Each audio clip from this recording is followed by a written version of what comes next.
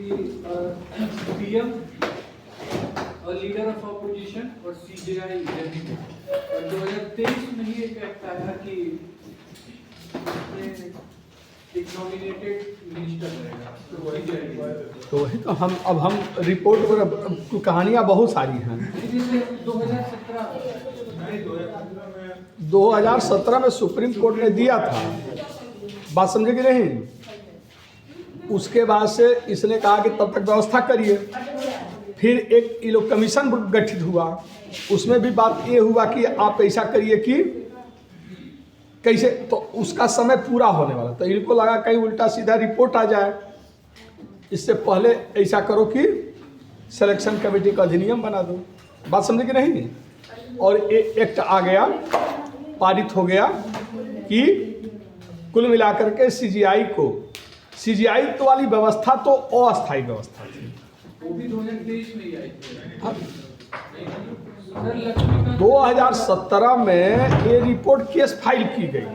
हमने ये बताया केस का फैसला तुरंत थोड़े आता है, ठीक ना। तो सुप्रीम कोर्ट ने कहा कि अब सुप्रीम कोर्ट का अस्थायी व्यवस्था इतना लंबा नहीं चलेगा, कि हमने कहा कि सबसे पहले यह मुद्दा उठाया गया 2017 में, और वो भी प्राइवेट व्यक्ति, वो कोई सरकारी एजेंसी नहीं उठाई कि भाई निर्वाचन आयोग की जो नियुक्ति हो रही है, कोई राजनीतिक दल इसको नहीं उठाया।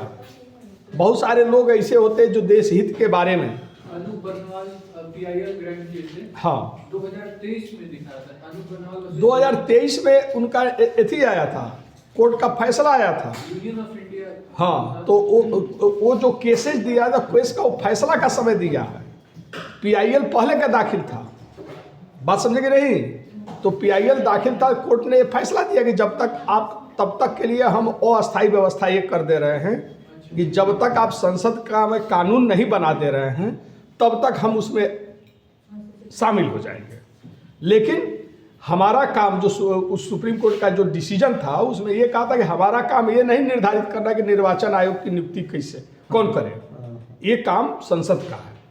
संसद के काम में हम हस्तक्षेप नहीं, लेकिन जब तक संसद इस पर नियम नहीं बना रहा, तब तक हम, तो अब ये मुद्दा पॉपुलर हुआ, जब कोर्ट का फैसला आ गया, सीजीआई शामिल हो गए, तब ये मुद्दा, तो इनको लगा कि कहीं इस पर कुछ ऐसा कोर्ट डिसीजन न दे दे।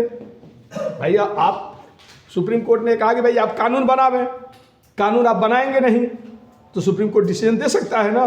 तो इन्होंने जल्दीबाजी में क्या किया कि इसको एक्ट ला करके पारित करा दिया 2023 में कि सीजीआई न रहे, बल्कि क्योंकि सीजीआई होता तो निष्पक्ष था, वह निष्पक्ष था, तो इन्होंने कह दिया कि नहीं, LOP रहेगा, लेकिन एक प्रधानमंत्री द्वारा नियुक्त कैबिनेट मंत्री रहेगा। बात समझे कि नहीं। तो सुप्रीम कोर्ट ने ये कहा था कि हम अस्थायी, आप उसको फिर से पढ़िएगा। मतलब उतना हिस्ट्री नहीं दिया है, वो डायरेक्ट ही दिया है। हाँ, तो वो फैसला आया था, तो उस फैसले को, ये मुद्दा सबसे पहले कब आया, 2017 में।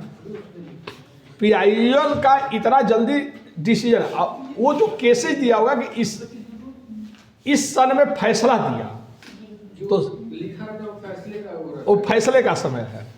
हमने ये कहा था कि 2017 में मुद्दा उठा, और वो भी कोई राजनीतिक दल नहीं उठाया। हाँ, अनूप क्या नाम है, अनूप बर्नवाल ने उठाया। तो ये एक निजी, मतलब एक जन सामान्य व्यक्ति, कि भाई आप जो निर्वाचन आयुक्त की नियुक्ति करते हैं, जब सरकार ही कर देती है तो चुनाव कैसे निष्पक्ष माना जाए। पहले क्या था, राष्ट्रपति नियुक्ति करता है, किसके सलाह पर, मंत्रिपरिषद। तो मंत्रिपरिषद किसको नियुक्त करेगी, अपने। हालांकि उसमें भी अपने नहीं था, उसमें भी नाम आता था, 3-4 नाम आया, 3-4 नामों में से किसी एक को नियुक्त कर देते थे। लेकिन उस सत्ता पर जो चाहेगा वही नाम आएगा, या जिसको वो चाहेगा उसका नाम तो जरूर रहेगा।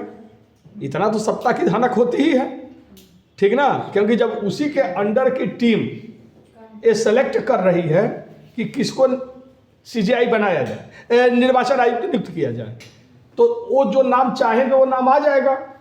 अब उसको ये नियुक्त राष्ट्रपति को दे देंगे, यानी इस पहले तो निर्वाचन आयुक्त का कोई कार्यकाल भी नहीं था। 1972 में पहली बार ये हुआ कि निर्वाचन आयुक्त का कार्यकाल, पहले 8-8 वर्ष तक निर्वाचन आयुक्त रहते थे, तब उसने बनाया कि नहीं, निर्वाचन आयुक्त का कार्यकाल 6 वर्ष